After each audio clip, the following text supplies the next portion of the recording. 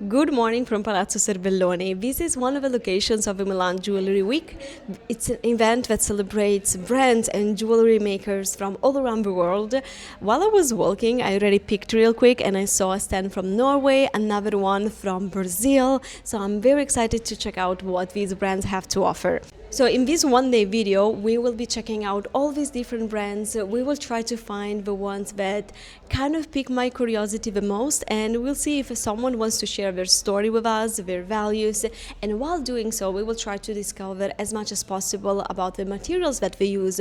Of course, a lot are going to be using gold, silver, but I have seen some other stuff like bronze as well, and also I'm curious to find out a bit more about gemstones.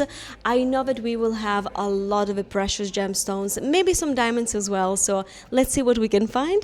I am Inna Solo and I will be your presenter of the day.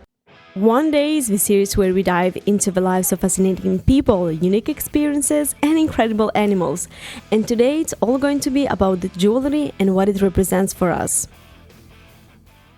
Jewelry represents meaning far beyond just decoration. Across cultures and time periods, it has functioned as a powerful symbol in 5 core dimensions. First of all, identity and status. It has always been used as a way to communicate who someone is and where they stand in society. Love and commitment, probably the most universally recognized meaning. Jewelry, especially rings, symbolize emotional bonds and connection. Memory and legacy.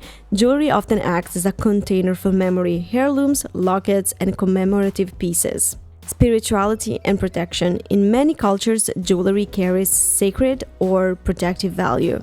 And of course, last but not least, self-expression and power. Modern jewelry strongly reflects individuality. Style choices communicate personality, values, rebellion, elegance, or confidence. So in essence, jewelry is a language. It speaks of belonging, emotion, memory, belief, and identity, often all at once.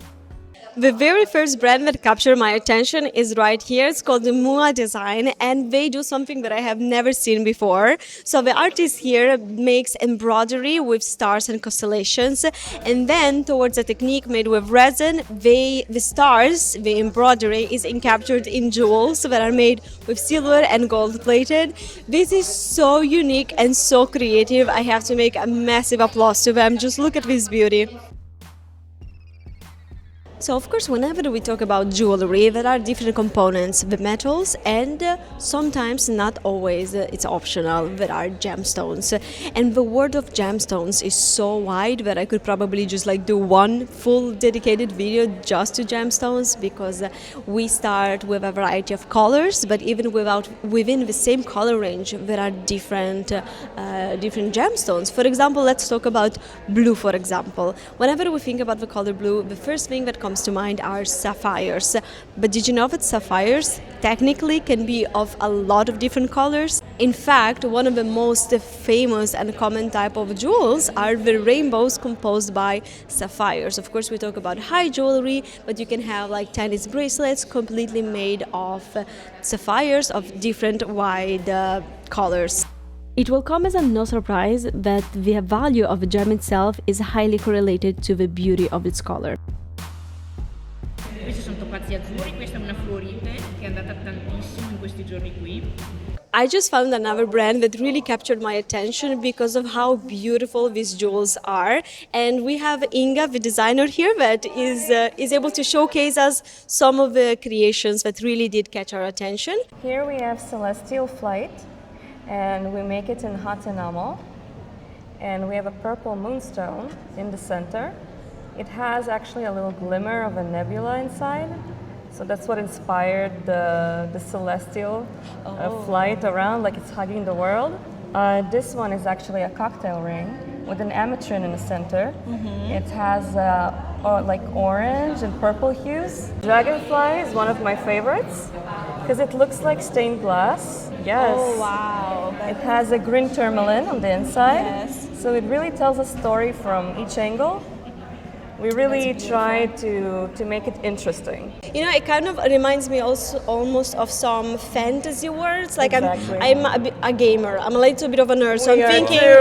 We are too. You are too. Yes. So like heavy, heavy gamers. I mean, maybe that's where the inspiration comes Maybe. A lot from, of right? Yes. ideas. Sometimes It's I just so go to a certain artistic. game. Oh, and I anything just- specific? Maybe a game. I would say maybe even the new God of War. Graphics are amazing, and the nature in the world sometimes is incredible. Sometimes we just take inspiration from there as well. The Witcher too. The Witcher. The Witcher as well, too. yes. That makes sense. So actually, my mother started this business 30 years ago, and I just grew up in her factory. And as a child, I was already in it and already working. My first paycheck was when I was 9. So if I wouldn't be a designer, it would be weird. So, and then I started in the business 10 years ago. And then I met my husband, and he joined me and fell in love with the craft. She showed me what she does, and I tried a couple of times to do some of the things you see here, and it just clicked. Yeah. Jewelry is one of the oldest forms of storytelling. In the past, our ancestors would wear jewelry for a lot of different purposes, mainly protection or as a symbol of power. Think about the crowns that our kings in the past used to wear. Nowadays, jewelry has shifted meaning. It can mean a lot of different things, from feelings to for your loved ones. Think about engagement rings or promise rings or even your wedding bands. But it can also be a gift to a loved one that has just achieved an important milestone. Think completing university, an important birthday, a promotion. So the idea today is figure out what is the real value of jewels, because value can be attributed by different aspects. First of all, with the plain materials, with diamonds and gemstones, with gold, with silver, but there's way more than that, and today we will try to find out what jewels actually mean and what their value is. This next brand is from Belgium, and they capture my attention for how innovative and creative their design is, still maintaining very simple and timeless lines. We have a ring collection where you can change the stones easily. So you turn the ring like this, and the stone is held by the skin. So to put a stone, you use the ring as a basket. You put the stone in the ring, you turn your hands, and you put the ring on your hands, and you have a new ring. We have boxes where you can put the stones in. So this is That is so creative. Voilà.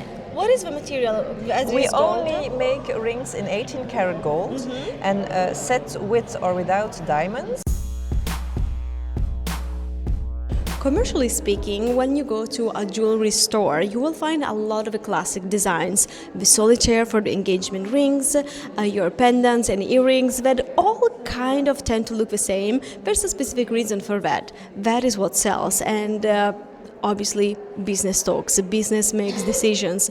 However, there's a whole world of designers that use jewelry to express their creativity, and their designs are astonishing and maybe not something that you will find in your local jewelry store. And that's the beauty of events like the Milan Jewelry Week, because here there's a high concentration of these brands, and I'm very excited to check out some of the more creative pieces that we can find. So let's go see what we can find together. Here we get a great example of when jewelry and fashion meet and they combine something unique that will definitely capture anybody's attention. This is one of the most unique jewelry pieces that I have ever seen.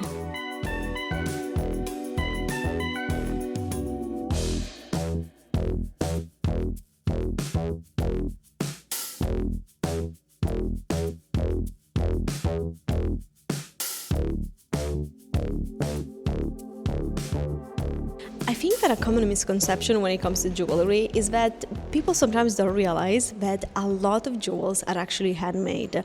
This is the case for everything that we see here, and I really love how there's a whole room dedicated specifically to the schools that teach you this craft. This one definitely caught my attention, the Southern Illinois University, which has presented to us so many incredible and creative jewels. This window is one of the most attention-catching ones that I have seen here. I fell in love with these eggs, so yeah, you can see also who made them. I love how there's a tag literally for every single creation, so these small artists can really have some exposure here.